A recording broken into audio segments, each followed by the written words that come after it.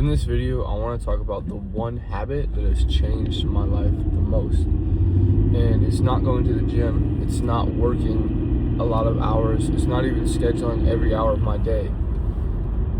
It's more a generalized skill of all of those things that end up producing those kind of actions.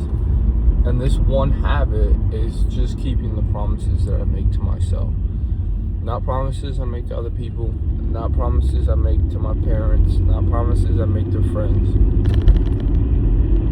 Just keeping the promises that I make to myself. And I think why that's so important is because you prove to yourself that you are who you say you are, and you build evidence around the identity you're constructing. On top of that, you build confidence, because confidence, by definition, is just belief in yourself. And if you don't have a lot of evidence to have confidence or believe in yourself in the given domain you're pursuing, then having that confidence would actually be delusional. So if you could just give yourself reasons and evidence that you are exactly the person that you say that you are, then you will be confident because you'll have a reason to be. And I think once you develop that confidence, that's when working hard is easy. That's when going to the gym is easy. That's when chasing your goals and your ambitions is easy. And that's when ignoring the voice of all the people who are average who tell you how you should live your life and how you should change the things you're doing because they're hurting you is easy. Because you'll be detached from it. You'll see, like, okay, well, these people aren't in the position I want to be in life, so I'm not going to take advice from them. But when you don't have confidence in yourself and you don't have evidence that your identity is shifting into a new person, then it'll be really easy to catch those 1-2 stray comments and think too deeply on them and be like, well, maybe these people are right. Maybe I am working too hard. Maybe I am spending way too much of my time chasing money or chasing goals when I could be spending and doing whatever fill in the blank they say you should be doing instead. When in reality, it's like you only get youth once. You only have your early 20s once. You only have a decade of peak energy and brain cognition. And for men, testosterone, which all plays a really big role in how hard you can actually push with very little consequences compared to when you're older. It's a lot easier. I've obviously never been 30 and plus, but I'm assuming it's a lot easier to work a lot of hours and lose sleep and go to the gym and juggle a lot on your plate when you're young for multiple reasons, right? Because, you don't have any kids, right? So you have the minimal amount of responsibility that you probably will have ever. You have a lot more testosterone levels, which increases your ability to just put in a lot of effort and push past discomfort and compete and be aggressive. You have a lot more cognitive ability because youth actually directly correlates to your brain's ability to function at a high level. And you also recover really quickly from the gym, from work, from stress, because your body's still, going through puberty until about 25. And so I really don't see why you wouldn't spend these years doing everything you possibly can to increase your income, build your skills, and work towards the future you want to live. Because once you're 30, it's not like your life dramatically increases or that you can't work hard. It's just, why would you want to work that hard? Why would you have to want to work that hard when you're in your 30s and 40s? You should work that hard because you want to. You should work that hard because you're driven and ambitious. But I think having to go that hard in your 30s and 40s would be really depressing. Not if you're getting close to where you want to be, but I'm saying, like, if you were starting from the bottom at that point and you just now realize it's time to put in work towards your goals and ambitions, and you're already, in the middle of your life, I think that's a lot harder than sacrificing a few parties and concerts and lame ass, excuse me, I'm trying not to cuss, lame events when you're in your 20s, you know. And I think one way that I've been fortunate within this space of like being able to work all the time and sacrifice things for what I want is that I moved around a lot my whole life.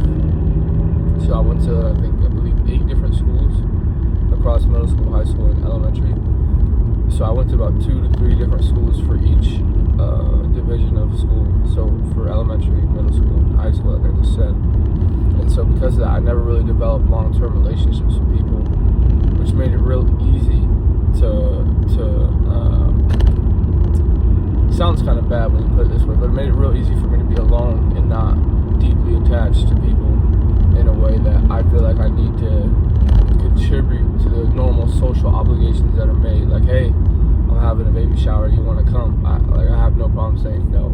It doesn't bother me whatsoever. And because I see it as, if that is offensive to them and they feel like I'm being rude by not showing up, we can just not be friends. And I would rather have no social obligations to people whatsoever in order to chase my goals without guilt and without stress. Because I don't want to have to let people down just to get to where I want to go. I'd rather just be by myself and keep the promises I make to myself and not disappoint or upset other people in the process.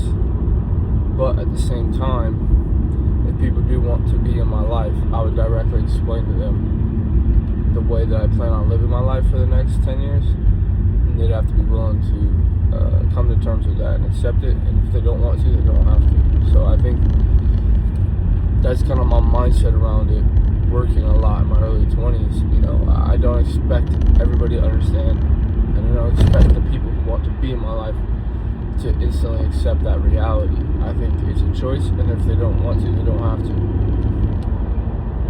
But what I'm saying is, I think a lot of people, the hard part for them is saying no to the people they care about. Like saying no to friends to hanging out, or saying no to your parents when they want to do something, depending on how young you are, right? But,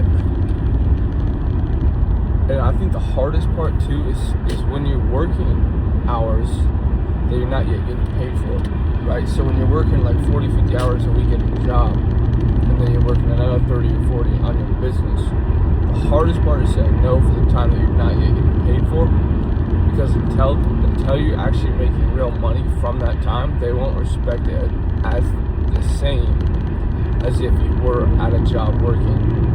So right now, for example, right, like I've told you guys 100 times, I work just shy of 90 hours a week across 2 jobs, and because of that, people don't really ask me to hang out because they know that I'm working, right? I don't have to explain it because they know. Whereas if I was working 40, 50 hours a week at my job and spending 30 or 40 a week on my hustle, my side hustle, whatever you want to call it, people just wouldn't respect that 30 to 40 hours on my side hustle